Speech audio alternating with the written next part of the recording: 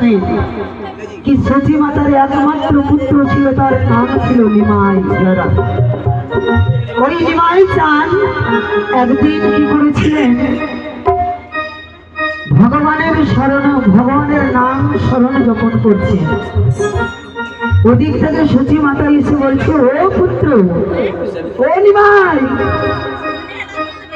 ও নিমাই, তুমি কর্ম করবে না বাবা, এইভাবে তুমি কৃষ্ণ নামে পাগল হয়ে যাবে, রাম নামে তুমি পাগল হয়ে যাবে, তাহলে কর্মটা কখন হবে তোমার? কোনো কাজ তো করতে হবে মা, না হলে পেট চলবে না। যতই কৃষ্ণ ভক্ত হও, যত রামের ভক্ত হও। ওদিক থেকে সচি মাতা এসে বলছে নিজের পুত্রকে, নিমাই তুমি নিজের কর্ম করতে যাও, না হলে ছেলে মেয়ে আমাদেরকে কি করে তুমি ভরণ পোষণ করবে। নিমাই বলছে, মা গো, আপনারা আমার কেউ নাই মা, শুধু আমার জন্ম দিয়েছেন মা, আপনি আমাকে কর্ম দিননি, জন্ম দিয়ে আমাকে ছেড়ে দিয়েছেন, তাই আমার যেটা পথ ভালো হয় সেই পথ আমি চলে যাব। এই কৃষ্ণ নাম, রাম নাম, এটাই হচ্ছে আমার আপন পথ, তাছাড়া এগুলো সকলে দেখার শুধু। আমার আপন বলে কৃষ্ণ, আপন বলে রাম, এই নাম ছাড়া আমার কেউ নেই মা। একদিন ওই নিমাই মা, বাবা, আর্থিক ইত্যাদি স্ত্রী, ছেলে মেয়েদের সবাইকে ত্যাগ করে ভগবানের স্মরণে যেতে লাগলেন। তখন নিমাইকে বলছে, ওরে নিমাই, একটু দাঁড়াও ভাই, একটু দাঁড়াও। সবাই গ্রামের পাড়া পড়োশির মানুষ তার পিছনে চলে যায়।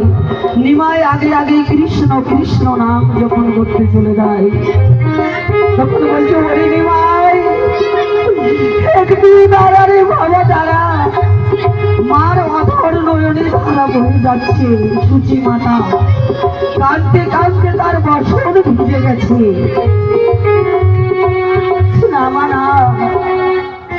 তোমরা আমার আপন নয় মা, আপন বলতে হচ্ছে আমার কৃষ্ণ, যে নামের জন্য এই দেহ আমার, সেই দেহটা যদি আমি কৃষ্ণ নামে না ডুবিয়ে দিই, তাহলে আমার এই দেহটা কোনো কাজে লাগবে না মা।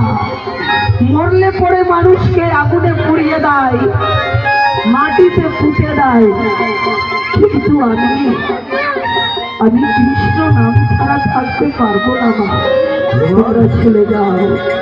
এই জন্য বলছে, নদিয়া নগরে সচি মাতার ঘরে,